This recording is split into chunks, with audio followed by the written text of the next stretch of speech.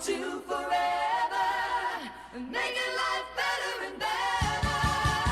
Apple to forever and ever, bringing the rainbow to you.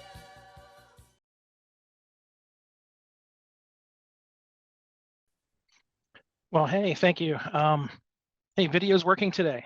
Amazing. The camera hasn't cut out. Yeah. What kind of questions do we have as I scrolled over? One thing I know I was interested in hearing maybe a little more about is the possibility of using this to netboot like a GS or a workstation card. Yeah, so the simple answer is yes, it works and works quite well. Well, at least for what I've tried pseudo locally for net booting remotely across the tunnels, I have yet to do it with anybody else's, and it looks like I'm going to try with one this evening for the first time.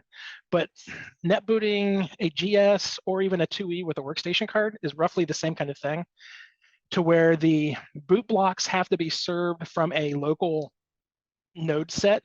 So something on your local LAN has to be running, like a Raspberry Pi that has a bridge to an Asante print or something. Or in my case, I've got a I can't see it on the other side there, but I have a Cayman GatorBox CS that I do as my main routing and Ethertalk to AppleTalk converter. So as long as you can get to your local zone, pull the boot blocks off of a server that's supporting it, then that second phase that actually does the boot is where you can select the zone and then pick the server you want to boot from. So if someone has another A2 server instance installed, or the one I mentioned in my talk, I have a semi-working, it works, but it's not as good as the one I'm working on now, a version of heavily upgraded A2 server that I'm calling A2 server RTG, which is like ready to go. So basically it's pre-configured, it has all the booting stuff set up as best as I could back then. And those links are off of my archive.org site. You can download that and set it up, and it's pretty easy. So okay, so I have a server that can serve the boot blocks. Get in there.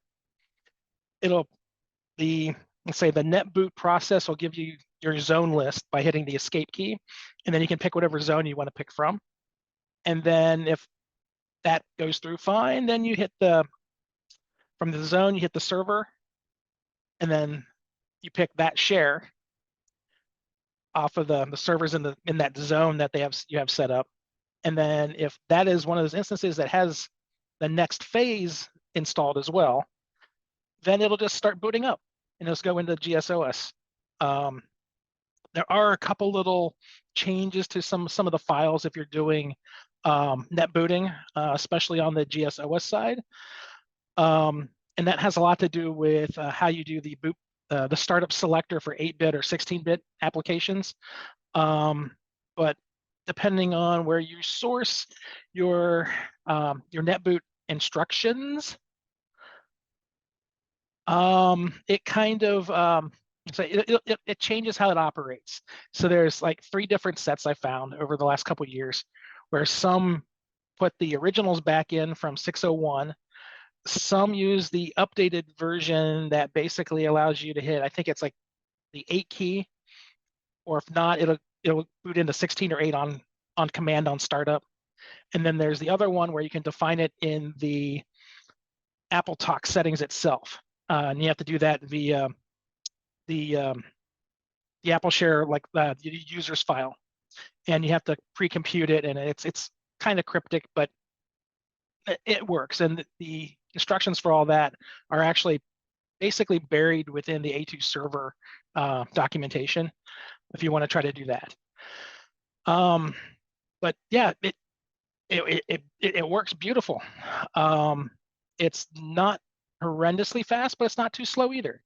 I'd say a GS net booting is, especially over, I mean, it's the only way you can do it on the regular Localtalk setup, is kind of what, say, booting your regular GS at 1 megahertz mode would be like. And so yeah, it's doable. I actually do it a lot with my little lab. where I'm testing out things over and over and over. It's just easier for me to throw a bare GS, stock GS on that little bench and then, have it boot and there you go. And then for the Apple IIe with a workstation card, it's very similar process. As long as those boot blocks are there, it comes up, you select your zone, and then it'll drop you into whatever your defined application was via the Apple Shares user ID setup. I have one of mine set to go to, I believe it's a version of A2 Desktop, and that basically just kind of neat seeing in my case, it's a Platinum IIe with the workstation card in it and the mouse card and the extra 8 mega RAM on the auxiliary slot, and it just kind of dumps you right into the graphical environment. It's pretty cool. One thing I want to add too is that for printing, printing is just as easy as adding basically the AppleTalk image writer panel, and as well as you go to any of the laser writers, and then you can select from any of the zones, and things just work. And then the beauty of using some of the newer Ethertalk builds, including the one I'm working on, is that it uses cups on the Linux side to auto detect your regular printers.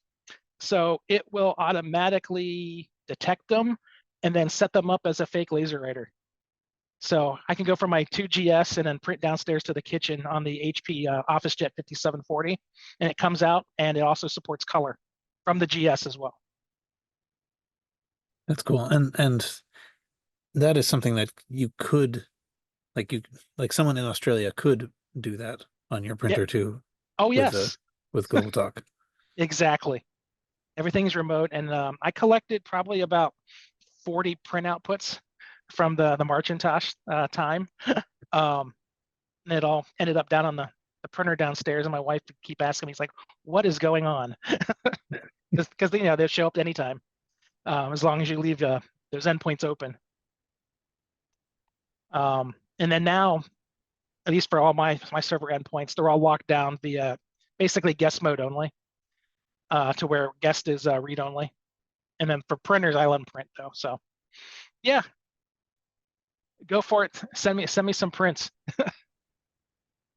I think I can't quite find a use case for doing a full netboot from another continent. I didn't realize that you needed the local boot blocks though. So that puts a little bit of a damper on it. Exactly. So it's not a full net boot, but yeah. But the regular way that, if like say, let's say we used to do it in this, my old high school, way back when, where you actually had the 3.5-inch boot floppy, and that would be in replacement of the actual initial boot blocks. But then the rest of it would carry on the same way. You could, finish the rest of the boot from someone else's server after you use the network boot disk. That seems like that would simulate the situation that I would have hoped for. Yeah, so that's one way to do it, and if you don't have something local. Okay, so Ron asks if you could host a GlobalTalk on any 68K Mac, which Mac would that be? From my experience so far, I'd probably keep using my Quadro 650 because it just works and it's been bulletproof and has the support for the new bus 100 megabit cards. But if I had them just sitting around doing nothing, I didn't need them for anything else, I'd probably load up my one of my Quadro 950s, and just let it chug. Okay, I think right, we probably should break here, but it's very interesting. Thanks for coming and Yep. providing the talk and the Q's and A's, or the A's to the Q's or whatever. It's a great time. Thank you.